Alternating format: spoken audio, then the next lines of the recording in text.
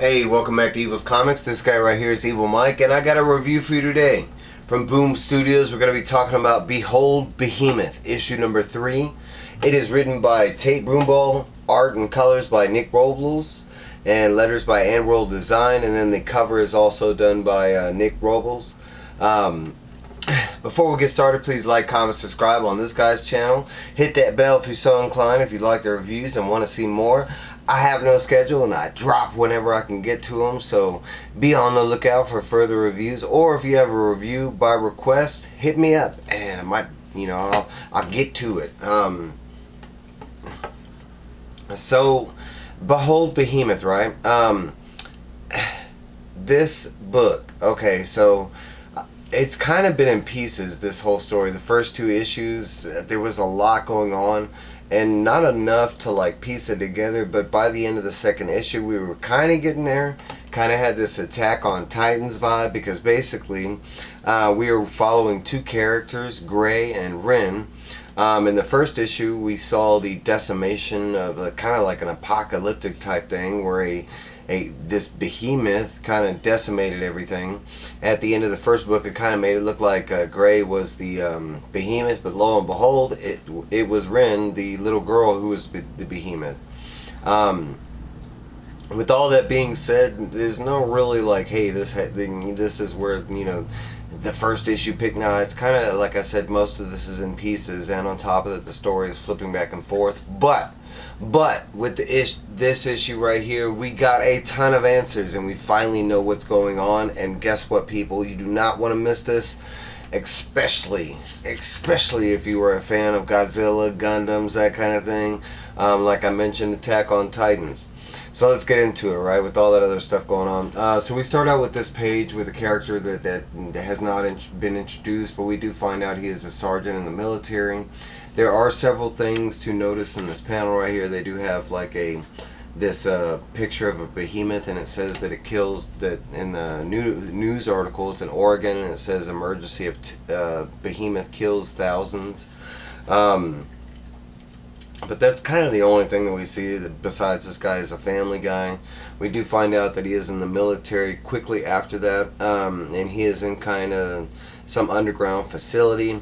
As soon as we kind of meet him and find out that he's in an underground facility, all of a sudden there's like an earthquake that goes on, a rumbling, and we find out that there is this A-class, like tunneler is what they call it, but there is terms thrown around that have not been introduced yet, but demon, and they kind of introduce this Class A tunneler, and the military commander calls out for a anti-demonic artillery. They do show the demon right there, and it is the same like behemoth that we saw at the end of during the second issue. It's currently the behemoth that Ren is fighting.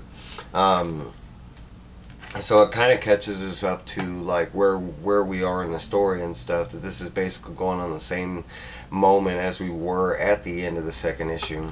We have this badass spread right here of Ren, just screaming out to the heavens, roar!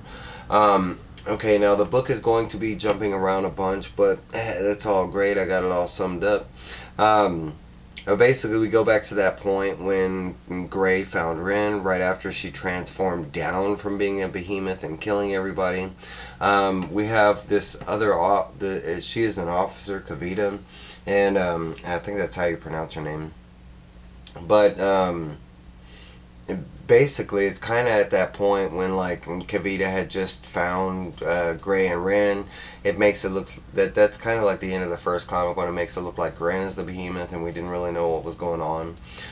We jump back over to what is going on with Ren and this Class A tunneler, and basically Ren's doing what she needs to do. She's trying to beat this thing back.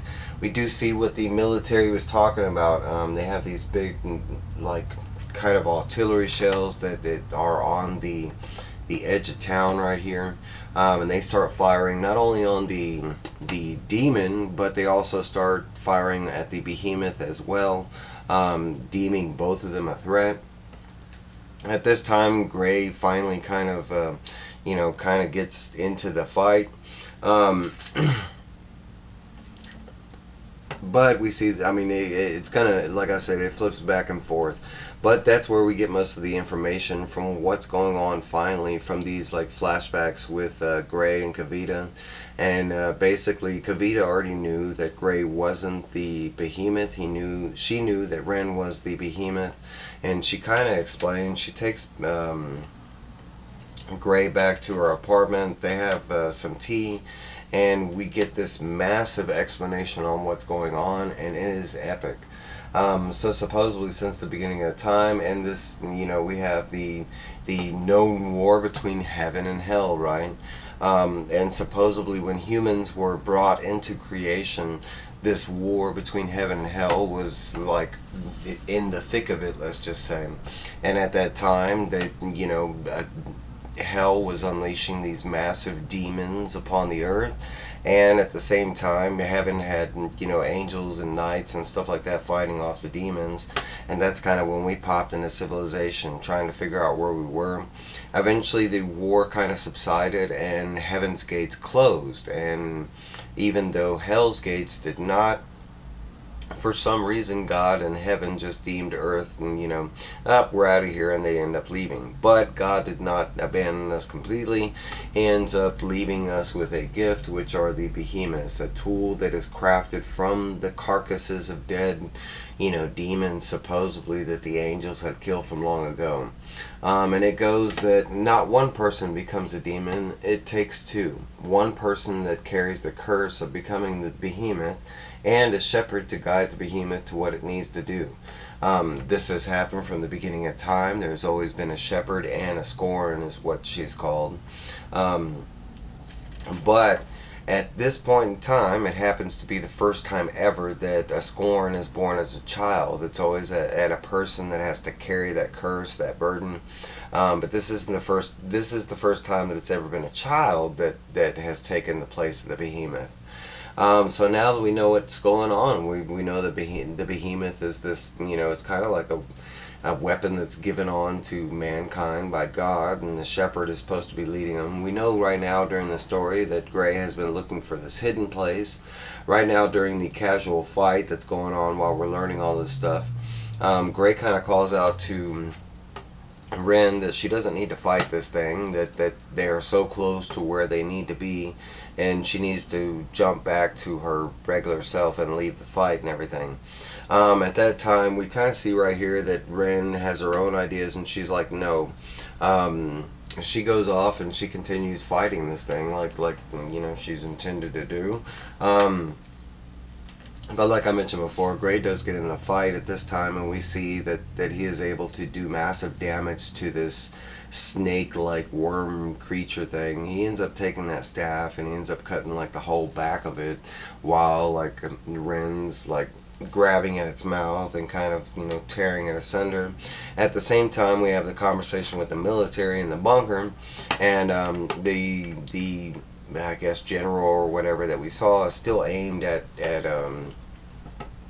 firing at both of them, and most of his like lieutenants and stuff, I don't know, his personnel is like, no, we need to fire at the worm, not the behemoth is helping us. And eventually he does comply, and he starts firing at the demon instead of both of the creatures. Eventually they do take down the demon, and as soon as they do take down the demon, there's this massive like explosion that goes off, and it's basically Ren turning back to her child form. Gray ends up grabbing her from midair, and they do show that, I don't know how, they haven't really shown that, but he's able to make it out of the city walls like very quickly, because at this time the military has figured out that it's a shepherd and a scorn, and they want both of them. And it's kind of like this, it looks like the whole Thaddeus Ross thing with the whole kind of with the military. We jump back over to the past story, and we found out how Kavita knows so much about this whole story and everything, and it's because at one time she used to be a shepherd, and her scorn was Gray's brother. And that's kind of all they talk about there. That's basically where the book leaves off, kind of, because we get this little scene. And I want to say this is the villain setup, but we get this little scene, and it's like a picture of somebody talking on the phone. We get to see from the back what they look like, but basically it's somebody telling them that, hey, we picked up the trail of the Scorn and the Shepherd. It looks like they're heading west, and at the bottom it looks like that's where they're headed, and that officially that's where the book leaves off. There's no preview or anything on the next issue or anything. No little dialogue or anything to keep us in waiting. But I don't need all that. This is fantastic. We finally got a lot of information on what's going on. It seems like at this point that they won't be doing the whole back and forth on the story, and minus what they're going to be going into about his brother and him being a behemoth. But man, if this book didn't just open up and become something even better than what it started out to be. I've been kind of waiting for this, for the pieces to kind of fit together, kind of thing. But if you are not reading Behold Behemoth, man, I highly suggest hopping on right now. We are only in the 3rd issue. I have not heard a lot of people talk about it, so I'm pretty sure it's pretty easy to find at your local LCS or online. But hey, that's my review, my strong recommendation for this book. It is getting really good. But hey, that's what I got for you. Let me know your thoughts down below. Where do you think this series is going? Are you reading it? Did you pass it up? Are you a Evangelion fan? Do you like Gundams? Do you like behemoths? Do you like massive creatures like me? I do. Monsters, monsters, monsters. Alright guys, that's what I got for you. Let me know down below. Anything you want to let me know. Please hit that like button. It does help out this channel. I will see y'all guys later. Bye!